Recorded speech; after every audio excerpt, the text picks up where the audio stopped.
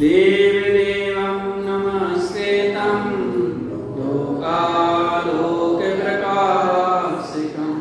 त्रैलोक्यं भुवनार्थं ज्योति ओंकारं चाविन्द्यते। बोलिए श्री गुरु महाराज की जय हो।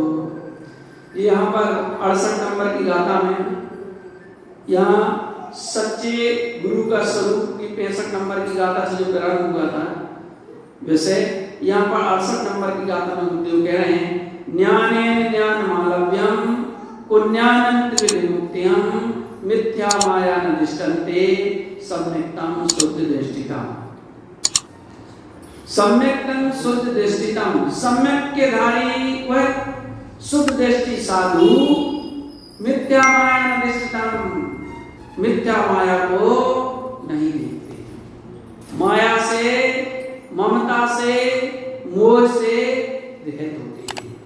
ज्ञानेन ज्ञान मालव्यम, और ज्ञान पूर्वक ज्ञान स्वभाव का अवलंबन लेकर के वह पुण्यानंत विमुक्तियम, 3 प्रकार के ज्ञान से मुक्त रहते हैं, ज्ञान स्वभाव का अवलंबन लेते हैं। ज्ञान पूर्वक ज्ञान स्वभाव का अवलंबन वह लेते हैं, तो ज्ञान पूर्वक ज्ञान स्वभाव आलम्ब लेकर 3 प्रकार के ज्ञान से रहित होते हैं और रहित हो भी जाते हैं। ये बात कह रहे हैं। यहाँ पर सच्चे जो गुरु होते हैं वह माया से रहित होते हैं, मिथ्या माया से रहित होते। माया बड़ी खतरनाक है, हाँ? उसी के पीछे आदमी दौड़ रहा है, बड़ी खतरनाक है माया। देखो पढ़ते हैं ना कि जो है कनक कनक के 100 गुनी मादकता अधिकार, और एक खाए बोराए जग और एक पाए बोराए। कनक कहने होता है धतूरा, तो धतूरा के खाने से आदमी बोरा जाता है। कनक कनक के 100 गुनी मादकता अधिकार, बोरा धतूरा खाया किसी तो है ना। तो कनक धतूरा खाने से आदमी बोरा जाता है, तो उससे तो बोराता ही है। तो कह रहे उससे तो जितना नशा उसमें होता है उससे 100 गुना नशा माया में होता है ना। तो ऐसी होती है माया भाई। इसलिए जो माया में लगा है, जो माया सहत होता है, उसके जीवन में धर्म की प्राप्ति होने वाली नहीं है। इसलिए वे जो गुरु होते हैं वे माया से रहित होते हैं। अब एक बार क्या हुआ, एक सेठ जी थे, एक सेठ तो एक संत के पास प्रवचन सुनने गए। तो उनने कहा भाई सुनो सेठ जी, माया को छोड़ो और शांति के मार्ग में लगो। सो बड़ा लफड़ा हो गया, क्योंकि उसकी जो घरवाली थी उसका नाम था माया, और नौकरानी जो थी उसका नाम था शांति। तो वो माया के लिए नहीं कह रहे, यहाँ तो जो मोह माया है ना, उस माया के लिए कह रहे हैं। जो अंतरंग में मोह माया है ना, ममत्व है ना, उस माया के लिए यहाँ पर कहा जा रहा है। तो जो सच्चे साधु होते हैं वो माया से रहित होते हैं, परिग्रह से रहित होते हैं। क्योंकि जब ये परिग्रह, ये सत्ता संपत्ति जीव को सत्य से विमुख करती है, विमुख करने वाली है। इसलिए इससे वो है गुरु रहित होते हैं। संसारे तार, और अंगनी गाथा में कह रहे हैं संसारे तारणम चित्ते भव्य लोकैक कारकम धर्मस्य सद्भावम प्रोक्तम च जनुक्तियम। है ना, संसारे तारणम चित्ते, वह संसार में तरने का चिंतन करते हैं, स्वयं तरने का चिंतन करते हैं। भगवान संसार से पार कैसे हूँ हे प्रभु, मैं ना पड़ूं संसार के जंजाल में, मुझको भटकना ना पड़े महावन विकराल में, चिंतन करते हैं। क्योंकि एक समय की भूल अनादिकाल संसार में परिवर्तन का कारण बन सकती है। इसलिए सतर्क और प्रति समय सतर्क और वो सावधान रहते हैं। प्रत्येक तरने का चिंतन करते हैं, अपने समय को, शक्ति को गफलत में नहीं खोते। प्रत्येक समय सतर्क सावधान रहते हैं। इसलिए साधु की कितने सतर्क, आहार करने भी जाते हैं ना, तो आहार करते करते 6वें से 7वें में चले जाते हैं। उपयोग की बात है ना। ऐसा नहीं अगर वो अंतर्मुख के अंदर वो 7वें में नहीं जाएंगे ना तो मिथ्यात्व में चले जाएंगे, गिर जाएंगे। तो परिणामों की बड़ी विचित्रता, एक समय के परिणाम 11वें गुणस्थान से गिरा करके और पहले गुणस्थान में ला देते हैं। एक परिणाम देखो बड़ी विचित्र स्थिति है, एक समय का परिणाम दूसरे समय का परिणाम। वो राजा सैनिक जा रहे थे, रास्ते में कोई एक मुनि बैठे थे, तो वो मुनि बैठे हुए थे पेड़ के नीचे, पलाश के पेड़ के नीचे बैठे हुए ध्यान कर रहे थे। सो जैसे राजा सैनिक को देखा उन्होंने कि समोसा में जा रहे हैं, सो उनको बुलाया, कहा सैनिक सुनो कहाँ जा रहे? बोले समोसा में प्रभु जा रहा हूँ, प्रणाम। बोले सुनो पूछ के आना भगवान प्रभु से, महावीर प्रभु से पूछ के आना कि मेरे कितने भाव बाद मुक्ति होगी। ठीक है जी।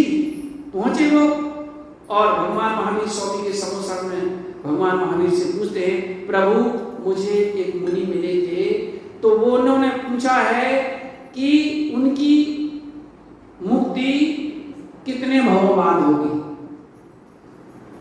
तो फिर भगवान महावीर ने कहा राजा सैनिक, तब जब तुम वापस जाओगे और वो जिस पेड़ के नीचे बैठे रहेंगे उनकी मुक्ति, उसमें जितने पत्ते होंगे उनकी मुक्ति, जितने उसमें पत्ते हैं उतने भाव बाद मुक्ति होगी। तो जब वो गए थे तो पलाश के पत्ते तो बड़े बड़े होते हैं और कम होते हैं, तो उनको अच्छा नहीं, चलो कोई बात नहीं, कितने पत्ते हैं, संतोष। वापस जा रहे थे और जब जैसे उन्होंने वापस जा करके देखा तो इमली के पेड़ के नीचे बैठे। अब इमली में कितने पत्ते और कितने छोटे, और वो तो बड़ा, उनको बताने में संकोच लगे कि ये क्या भाई, अब कैसे इनसे बताऊं? तो उन्होंने कहा बताओ तो सैनिक क्या हुआ? बोले प्रभु क्या बताऊं मैं? उनने तो कहा था कि जब तुम लौट के जाओगे, जिस पेड़ के नीचे बैठे होंगे, जितने उसमें पत्ते होंगे उतने भाव बाद की मुक्ति होगी। कहते वो साधु नाचने लगे, खुशी से नाचने लगे। तो उनको बड़ा आश्चर्य हुआ राजा सैनिक को, अरे ये क्या प्रभु जी क्या कर रहे हो? अरे बोले बताओ, मेरा निश्चित हो गया। देखो जितने उसमें पत्ते हैं ना, पत्ते कितने होंगे कोई महत्व नहीं रखते, क्योंकि अनादिकाल से जीव संसार पर करता आ रहा है। अनादिकाल क्या होता है भाई? इतने भावों से भ्रमण करते आया है। कहते हैं अगर सारे समुद्रों का जल भी जो है रख दिया जाए सामने तो वो भी कम पड़ जाए, इतना पानी किया है, इतना भोजन किया है कि सुमेरु पर्वत भी कम पड़ जाएगा। इतने भावों को धारण किया है कि जिसकी कोई गिनती नहीं है, इतने भावों को धारण किया और मनन किया, जन्म किया है। बोले चलो निश्चित तो हो गया। देखो यद्यपि उनको जाना था इतने भाव और भटकना था, सो वो एक मुनि अगर ऐसा नृत्य करे, नाच करे तो क्या कोटि गति का बन बांध लिया, सो खोटे भाव में चले गए, उतने भाव भटका, तो मुक्ति की प्राप्ति तो जिन्हें के वचन की होगी उनने। लेकिन विचारनी बात यह है कि भाई अपना भी एक कम से कम ये भाव हमें मिला है, पंचम काल है, तो कम से कम एक निश्चित होना चाहिए, निश्चित हमारा हो जाना चाहिए, क्योंकि परिणामों की बड़ी विचित्रता है। परिणाम क्या से कब क्या हो जाए कोई कहा नहीं जा सकता। जब पलाश के पेड़ के नीचे बैठे थे तो उनके परिणाम कुछ अलग थे, और जब वो लौट कर गया तो उनके परिणाम बदल गए, इसलिए वो सारी सब गति मती हुई। कहने का मतलब ये है एक समय का परिणाम जीव को दुर्गति में ले जाने का कारण बन जाता है। इसलिए अच्छे कार्यों में कभी आलस प्रमाद मत करो, बुरे कार्यों में जल्दी मत करो, और कोई भी परिणाम हो उसको पहले देख लो, कि जान लो भाई इन परिणामों का फल क्या हुआ। अगर मायाचारी मन में आए तो ये विचार कर लेना भैया मायाचारी कर रहा हूं मैं, है ना, तो इसका परिणाम क्या हुआ, माया करेगी नशे। अगर मैं ज्यादा मान सम्मान के चक्कर में पड़ रहा हूं तो इसका परिणाम क्या होगा, है ना। मानकरण के कारण जो धन खर्चे जीव मरकर हाथी होंगे, धरती लटके सूर। ऐसे कहते हैं भाई, मान चाहिए तो मान की नाक पर इतनी बड़ी मिलती है, कहते हैं। तो भाई जिसने क्या धरा है बताओ, कुछ नहीं धरा। ये मान में, सम्मान में, घर में, परिवार में, इज्जत में, सब क्या रखा, सब मिट जाना है, सब यही ले जाना है। तो बोले इस चीज चक्कर में पड़ो। प्रति समय सतर्क सावधान वे साधु रहते हैं, ऐसे हमारे साधु होते हैं। संसार चित्ते संसार चैतन्य का चिंतन करते हैं, भव्य लौकिक कार्यक्रम और भव्य जीवों को संसार से तरने का उपदेश देते हैं। धर्मस्य अपसंभावम, और आत्मा के आत्म स्वभाव धर्म का को देखते हैं, उस पर उसका चिंतन करते हैं, उसका प्रकाश करते हैं। और जन्म उत्तम जिनेन्द्र भगवान की कही अनुसार, जैसा जिनेन्द्र भगवान ने कहा है वैसे अपने आत्म स्वभाव का प्रकाश करते हैं, चिंतन करते हैं, मनन करते हैं, ध्यान करते हैं। ऐसा 70 नंबर की गाथा में कहा है।